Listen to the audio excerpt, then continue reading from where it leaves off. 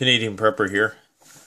Just wanted to talk briefly today about some different skills, motor skills that a person could work on to better equip yourself for the unexpected. There's many different types of skills which require both mind and body, and that's predominantly what these are. These aren't strictly mind-focused, mental things. They're more, things which require your coordination, balance, just general dexterity and adroitness in terms of, your body's abilities. They are physical skills as opposed to just things like, how to build something or how to fix something, which are equally valid. But as I've talked about before, the purpose of this channel is to try to fill a niche in the prepper community which I felt was lacking with regards to looking at physical stuff. So I'm just going to quickly go through this list here and hopefully can give you a few ideas. So punching bag, that's pretty simple. Anybody can go and get a punching bag. If you can, take some boxing lessons. I think, for a one-time, I think you can get private lessons for, relatively cheap, $50 an hour or something like that. So that's something to consider. And it's something that, you do it once. And if you want to go, full on and sign up with a boxing club, that's even better. But boxing is just a great all-around self-defense tool. I'd say it's the most effective fighting tool in terms of fighting multiple amounts of people. So there's martial arts which are superior to it on a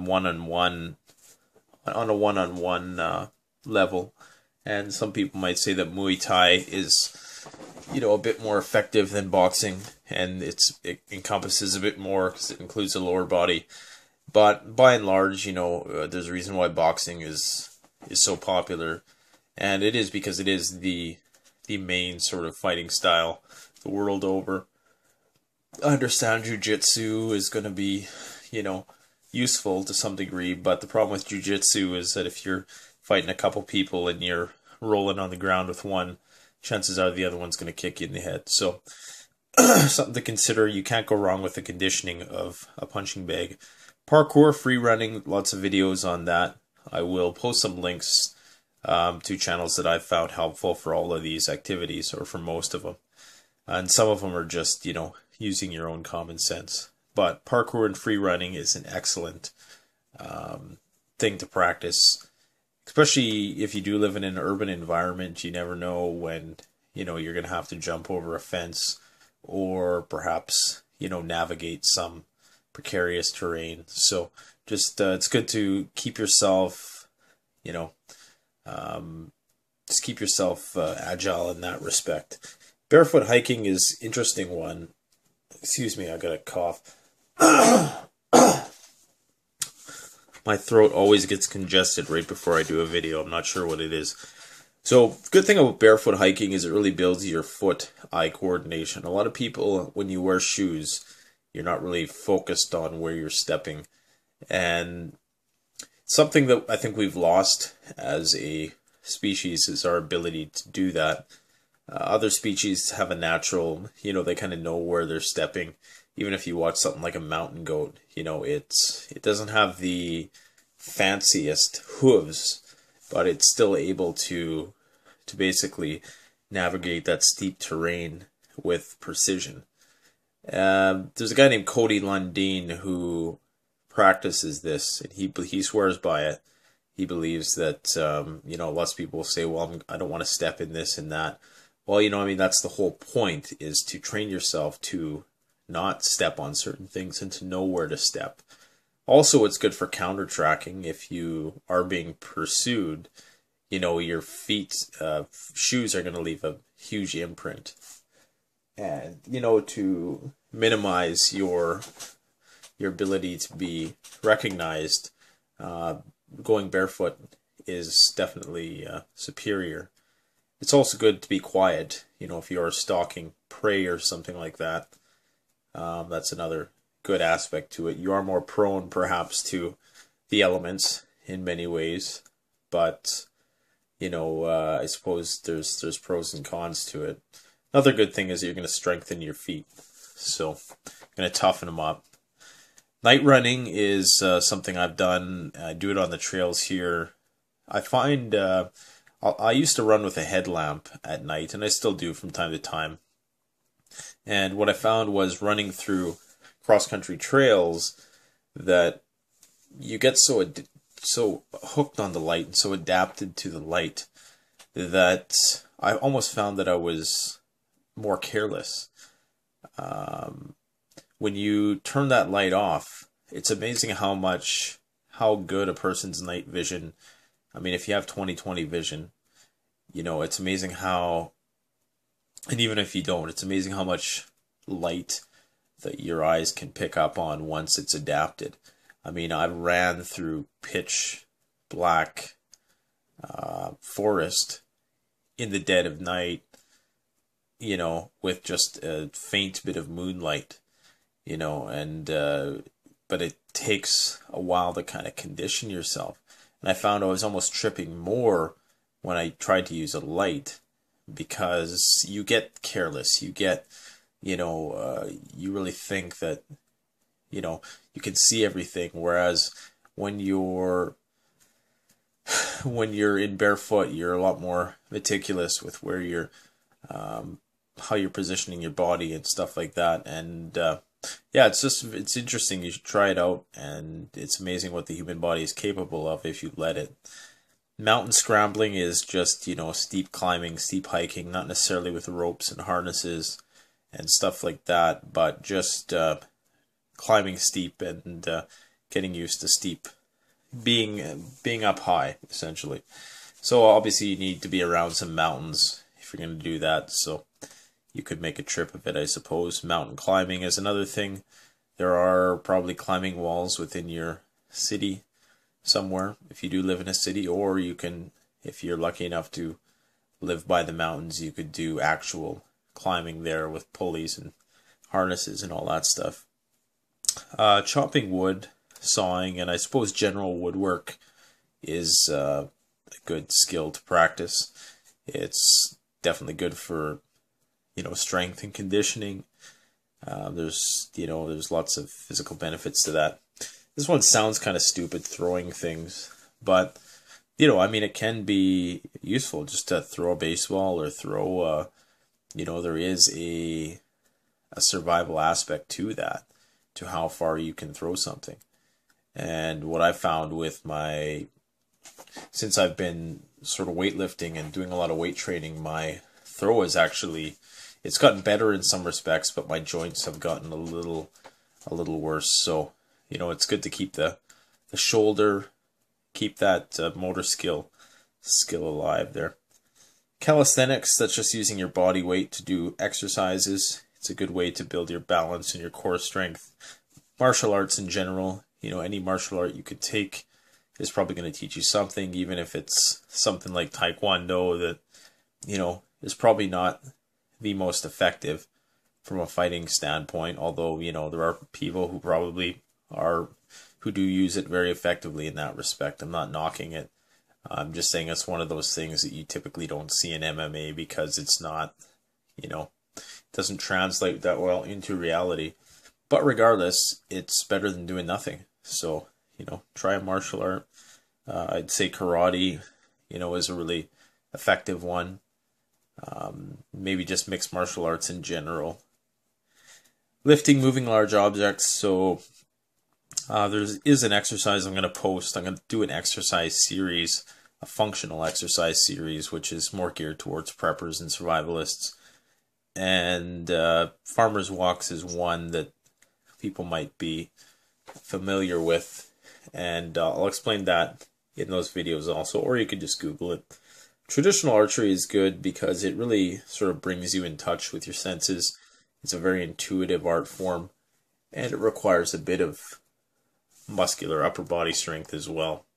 So I suppose in the same light, you could say that using traditional firearms is also effective in that respect, because it does take, a bit of motor skills to learn how to hold a gun and learn how to deal with the recoil and whatnot. So those are also good things. Swimming is another good thing. Box jumps that's basically just, trying to jump on a relatively high object and jump off. One rule for box jumps that I always use is if you're jumping on something, you should try to make the least noise possible, or jumping off something, try to make the least noise possible. Not only is it going to minimize the noise, so it gives you that element of stealth, but it will also ensure that you're not jarring your joints, because the only way you can really make noise is if your body's not absorbing that shock of hitting the ground in the right way. And there are parkour and free running videos on YouTube that talk about how to fall, how to drop type things, so research that. Rowing, canoeing, kayaking, any sort of water sports, which are, if it doesn't involve a sea-doo, then, it's probably all right. If it's something that requires you to use your physical body to some degree, then it's probably a good skill. Counter tracking or tracking in general, both require your physical attention. They require you to be mindful of what you're doing with your body, and they're just really good for the senses also. So something to focus on, even just tracking an animal, even if your intent is not to hunt it, just, getting familiar with reading sign and doing those types of things. Melee weapons, close combat training, there are martial arts that specialize in that. Mei Hua Kung Fu is one of those. And I suppose, a lot of it could just be, your own sort of personal training. I do have a spear that I throw around a little bit. It's kind of fun, But, I mean, there's things like that, because in a lot of situations, especially in close combat situations, firearms aren't going to be an option for some people, or just not that effective at short range. I've seen a lot of self-defense videos that, they simulate how fast a knife attack could happen. And it doesn't matter if you have a gun from 5 feet away with a determined attacker, he's going to have the advantage. Something to consider, stealth and subterfuge. So subterfuge essentially is the ability to make an enemy think something else, or make him think, or make him or her think that you're doing something when you're doing something else. So it's trying to fool the enemy in a sense, with tactics and, just basically trickery. So something to consider. I'm sure there's books on it. I've never read any. I actually was reintroduced to that topic by another YouTuber here.